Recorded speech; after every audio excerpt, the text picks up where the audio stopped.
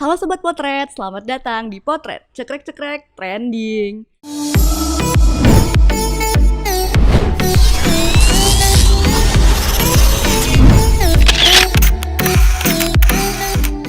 Kembali lagi bersama saya, Ardita Hardi, yang selalu setia menemani teman-teman semua setiap hari Rabu pukul 8 malam. Setia kok, nggak kayak mantan yang udah selingkuh ya Bu. Nah jadi, pasti udah pada kepo nih dan penasaran banget. Apa sih tema hari ini, akan mau ngebahas apa sih? Isu apa lagi nih yang mau diangkat? Nah kali ini tema kita adalah tercekiknya online shop Batam. Parah banget gak sih? Nah seperti biasa, Dita gak pernah sendiri dong. Kali ini Dita ditemenin sama ini nih ibu yang cantik banget nih di sebelah Dita. Mbaknya juga cantik. Oke Bu, biar sobat potret di rumah nih pada kenal nih Bu, karena katanya tak kenal maka tak sayang Bu. Ya. Ayo Bu, boleh Bu kita perkenalkan dulu dan boleh diceritakan sedikit nih Bu, ibu ini mengelola usaha apa sih Bu gitu? Ya, makasih Mbak Dita. Nama saya Ade Sulistiani. Saya adalah pelaku usaha jual beli tas. Jual beli tas. Ya, tapi offline dan online. Tapi Oke. majoritinya adalah online. Apalagi terkait dengan selama pandemik ini ya Bu, dimana kita Ya. orang-orang mungkin pada social distancing dan segala macamnya, takut terpapar virus. Jadi lebih kuatnya pasti di online ya Bu. Ya. Oh, Sebelum pandemik juga, sorry saya potong. Sebelum pandemik juga sebenarnya online sudah mulai Kuat ya, Bu? menjamur ya.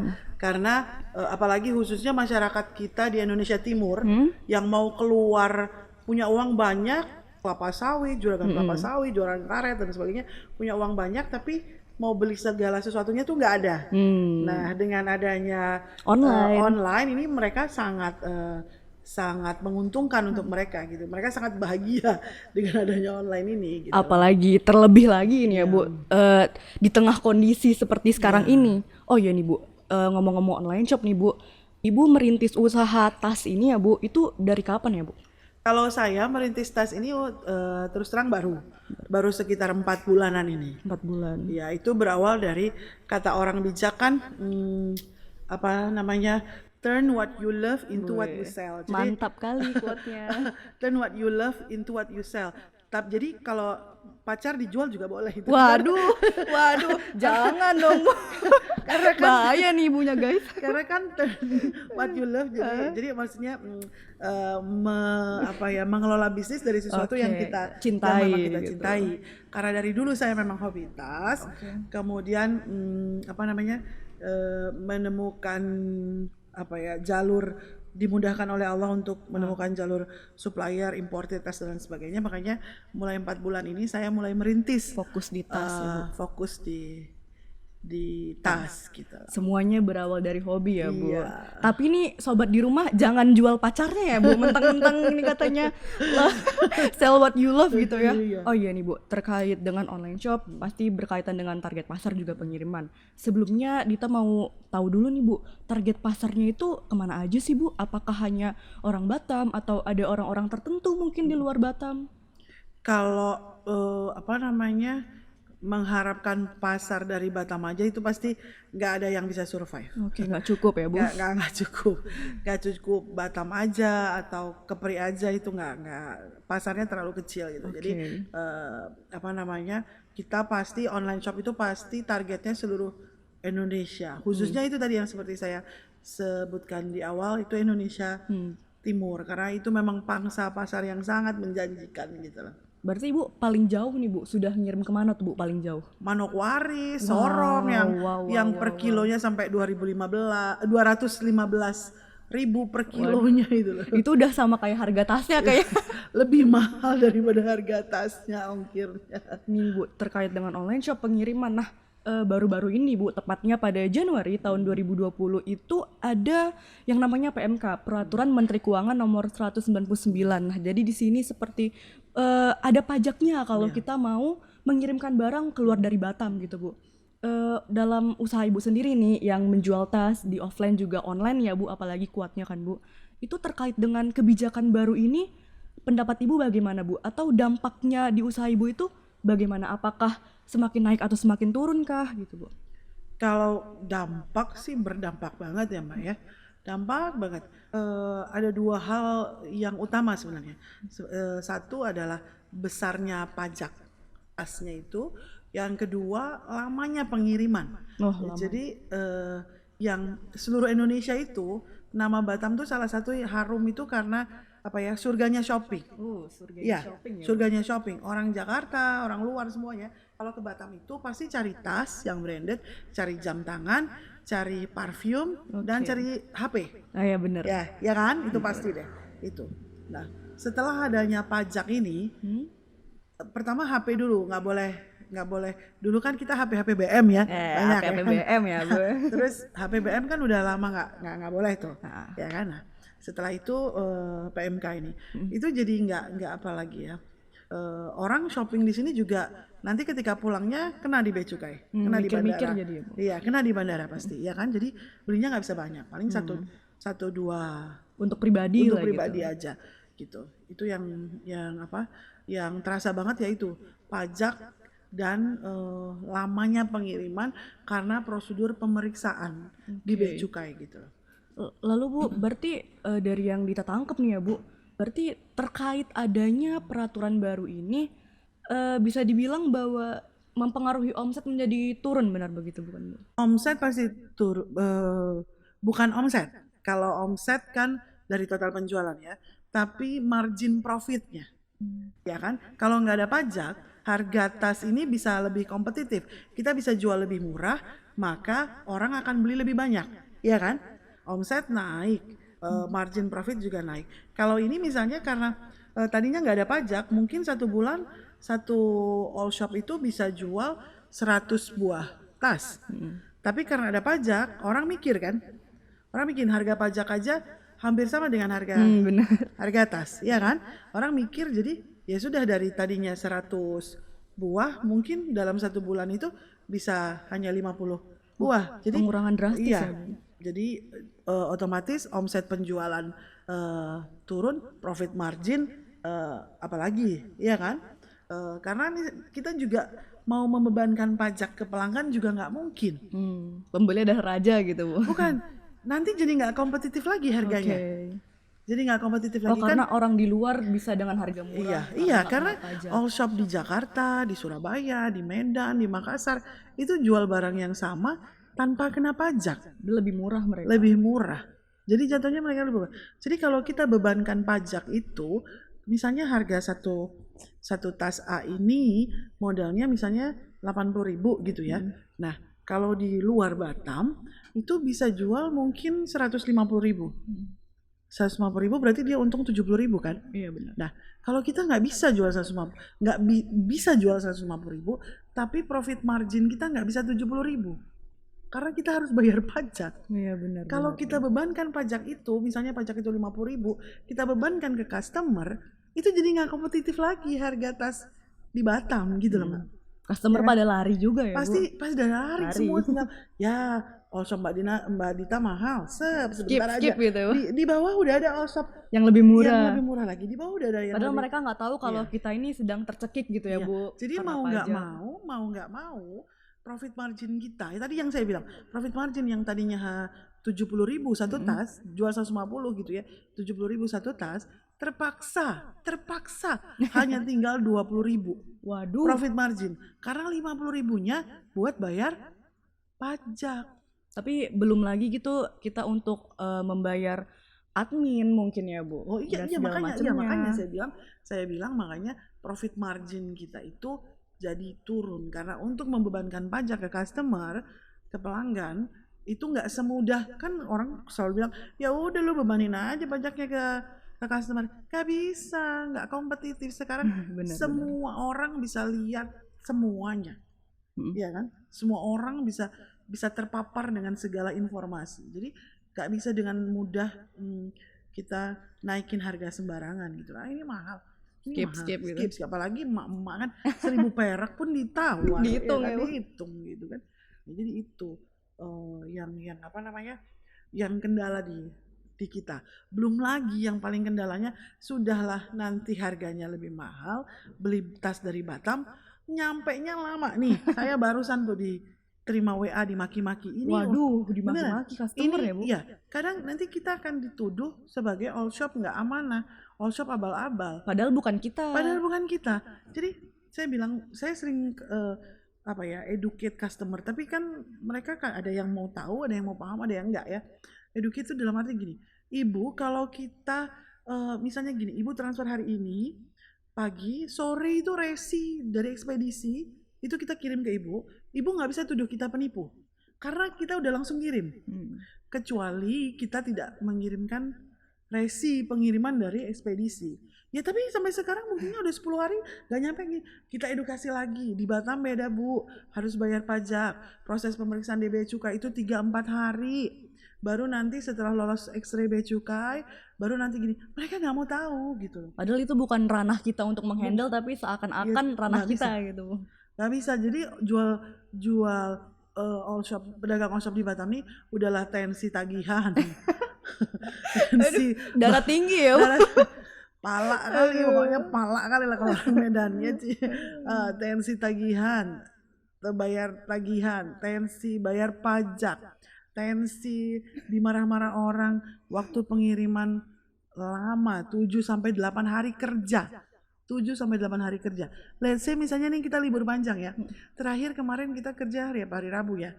Rabu mungkin Bu. Rabu. Cuti bersama. Nah, sebelum cuti bersama. Jadi kalau saya kirim barang hari Rabu, Kamis, Jumat, Sabtu, Minggu, bea cukai libur. Bener-bener Bu. Itu nggak terhitung. Nanti baru hari Senin argonya jalan. Okay. Padahal resinya saya sudah kirim dari hari Rabu. Nanti dia hitung tuh. Rabu, Kamis. Dia kan nggak mau tahu kalau libur bersama. Rabu, Kamis, Jumat, Sabtu, Minggu, Senin, Selasa.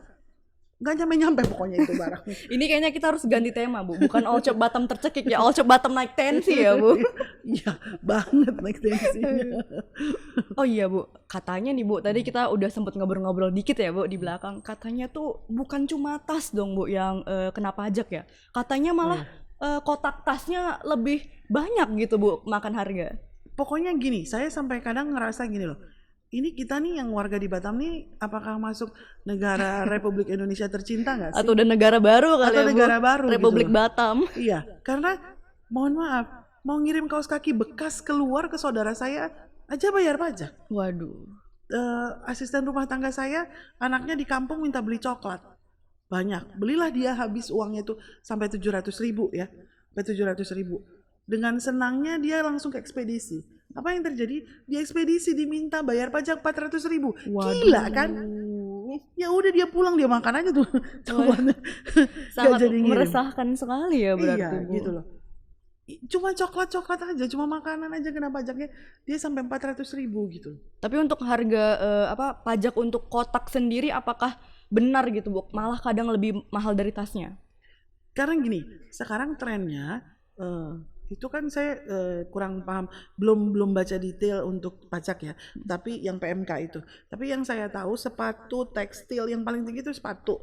Nomor 2 pajak tekstil, yang ketiga tas. Kalau saya nggak salah gitu. Sepatu tuh 70%-an, tekstil itu 55, tas itu 45-an.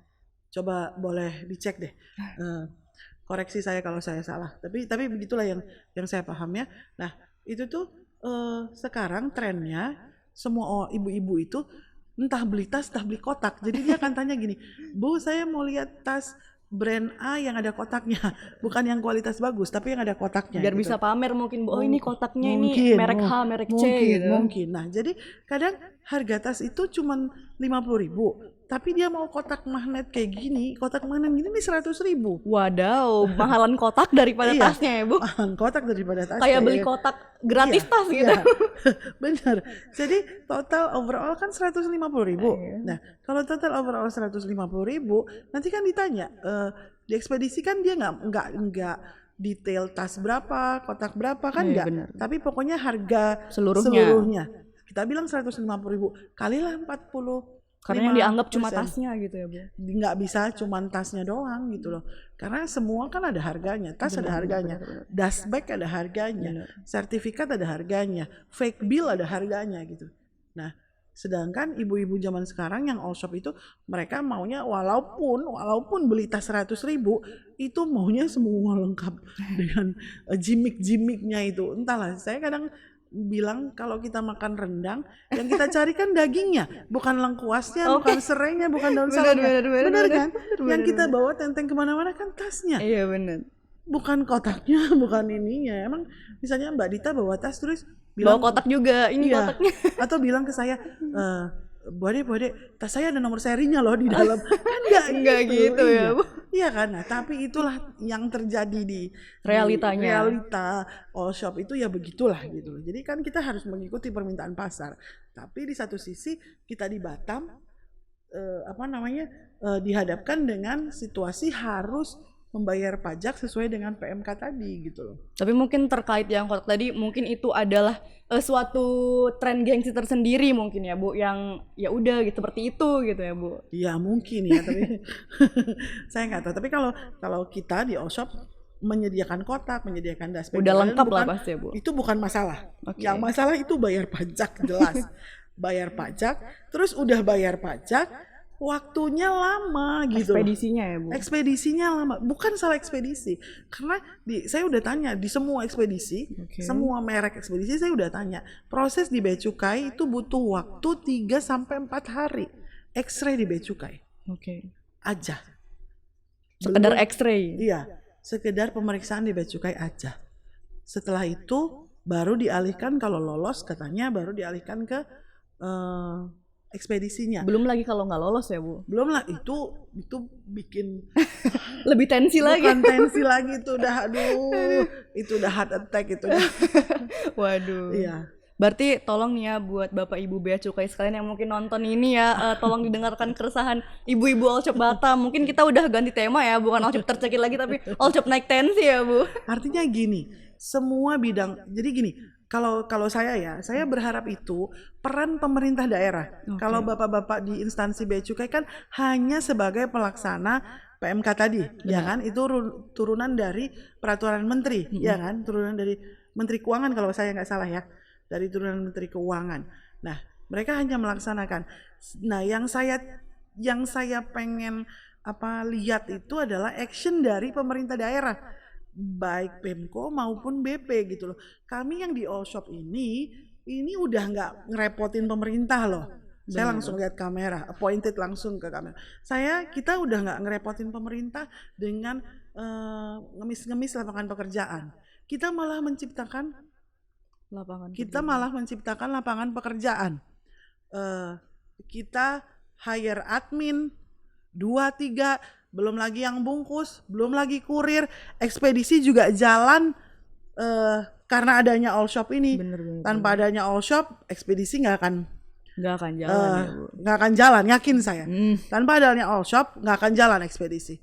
Nah, itu kan berputar itu ininya, mata rantainya kemana-mana gitu ya. Nah, benar. Dampaknya kemana-mana. Jadi saya pengennya peran serta pemerintah ini loh, ayo dong bantu kita. Apalagi sekarang BP sama Pemko katanya pemimpinnya udah satu, artinya bisa dong bantu kami yang all shop ini. Kalaupun harus bayar pajak, oke, fine, kita ikuti semua aturan sebagai warga negara Indonesia yang baik. Tapi cari win-win solutionnya gitu. Artinya mungkin pajaknya itu nggak persentase naik turun, tapi firm. Misalnya udahlah pajak tas 100.000 gitu ya, pajak sepatu 150.000. Jadi artinya apa? Supaya kita tuh udah langsung juga tahu berapa sih harga produk yang harus kita jual. Modal 80.000 misalnya ya, modal 80.000, pajak 50.000 misalnya ya, beban gaji karyawan dan lain sebagainya, mungkin modalnya akhirnya total modalnya 120.000. Oke, kita jual 200.000. Udah. Karena di dunia usaha manapun, jual rokok, jual mie, jual pecel lele, jual apapun, yang dibutuhkan para pengusaha itu satu, kepastian. Wes benar Bu, kepastian. Iya. Bukan cuma hubungan aja butuh kepastian hubungan ya Bu. juga kan butuh Online shop kepastian. juga butuh kepastian ya Bu. Nggak cuma online shop, semua bisnis. Karena digantungin itu nggak enak ya Bu. Nah, ini curhat kayaknya dari tadi. Dari tadi curhat, dari opening aja udah curhat mantan dan lain sebagainya. Jadi gitu loh. Kita minta kepastian itu satu. Yang kedua, kita juga minta kepastian masa harus 3-4 hari sih pemeriksaan di Bea Cukai gitu. Apakah nggak bisa dibuat make it 1 atau 2 hari lah paling, dipercepat gitu ya, Bu. gitu loh. Jadi kalau kita kirim hari Senin, at least hari Jumat atau Sabtu tuh udah nyampe. Jangan sampai Terlalu lama. terlalu lama gitu. Terlalu lama menunggu juga nggak enak kan. Iya bener Bu, Terlalu itu lama kayak ibunya tuh kayak dari hati ke hati gitu, terlalu lama menunggu nggak enak nggak ya. enak kan, terlalu lama digantung nggak enak juga kan. Waduh, Jadi harus kupinang kau dengan bismillah kan. waduh ini udah berat nih pembahasannya nih, betul nih. Ya, jadi gitulah. Intinya tuh kepastian. Dunia usaha itu butuhnya kepastian. Nah, jadi makanya saya sangat-sangat menghimbau, kita bukan nggak mau jadi warga negara yang baik, bukan nggak mau bayar pajak, mau gitu, tapi Keberatan. apalagi di situasi pandemi yang begini gitu ya, daya beli juga turun, spending orang gitu ya. Nah, kalau harus all shop ini juga jual, nah juga sering gini juga kan, X-ray nih ya bapak-bapak di bea cukai, sering nih kalau kotaknya gede kayak gini nih, ini udahlah di ekspedisi kena volume nih, bayarnya beda nih. Terus di bea cukai itu sering ditahan karena kotaknya gede, padahal harga tasnya itu murah, tapi karena request dari customer mau kotak yang mewah, ini kotak magnet istilahnya itu ya. Nah, itu karena mereka minta begitu, jadi ya kita turuti Request customer ya, request harus customer. dituruti. Nah, nanti jadi ditahan nih. Lama lagi prosesnya. Lama lagi. Gitu, Jadi Bu. saya sering bilang, Bu, kalau pakai kotak nanti lama loh pemeriksaan di bea cukai, kemungkinan nggak lolosnya juga besar. Tapi saya nggak mau, di sana saya beli dari Medan, di sana saya beli. Nah, kalau sudah dikomparasi seperti itu, kita kan Ngedon gitu ya, Bu. bukan ngedon. Jadi maksudnya Ini mau ngadu Batam ke gitu. siapa, mau ngadu ke siapa gitu. Ya pokoknya gitu. Dan sekarang ya Mbak, all shop orang tuh ibu-ibu kalau mau ngefix gitu ya sih, mau fix transfer itu pasti nanya dulu, ini pengiriman dari mana? Kalau dari Batam mereka mikir-mikir. Kalau dulu dari Batam mereka langsung fix. Tapi kalau sekarang dari Batam mereka mikir-mikir. Kenapa? Karena mereka tahu pengirimannya tuh lama nyampe. Udah kayak luar negeri gitu ya, Bu. Udah kayak luar negeri banget. Nah tuh sobat potret di rumah, atau ada ibu bapak bea cukai yang lagi nonton nih, dari tadi tuh kayaknya dari hati banget ya Ibu Ade nih ngomongnya, udah semacam kayak menuangkan gitu keresahan dari semua all shop Batam ya sepertinya, Ya, saya Bu. rasa semua all shop Batam udah menjerit tercekik menjerit. karena pajak gitu ya, Bu ya. ya online shop itu ya. Pertama biasanya mereka akan hire yang tukang live-nya.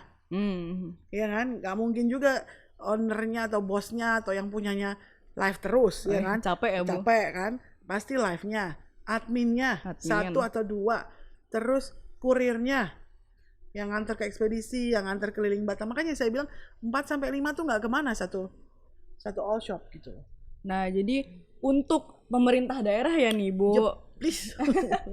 Nah ini tadi kan udah denger kan nih keresahan dari ibu all shop gitu. Ini tuh udah mewakilkan seluruh all shop di Batam gitu, yang nggak cuma satu, itu ada banyak gitu. Bayangkan kalau satu all shop aja istilahnya meng-hire 5 orang gitu. Nah gimana kalau ratusan all shop gitu, udah berapa orang yang dibuka lowongan pekerjaannya. Nah karena tadi kita sudah melihat dari segi mata ibu-ibu online shop gitu kan, Bu, istilahnya kami nih membuka ruang terbuka jika ada bapak dari bea cukai ataupun pemerintah daerah yang ingin untuk duduk bersama Dita di sini untuk mengklarifikasi keadaan yang ada gitu. Kami sangat terbuka, boleh langsung menghubungi Ontok ya.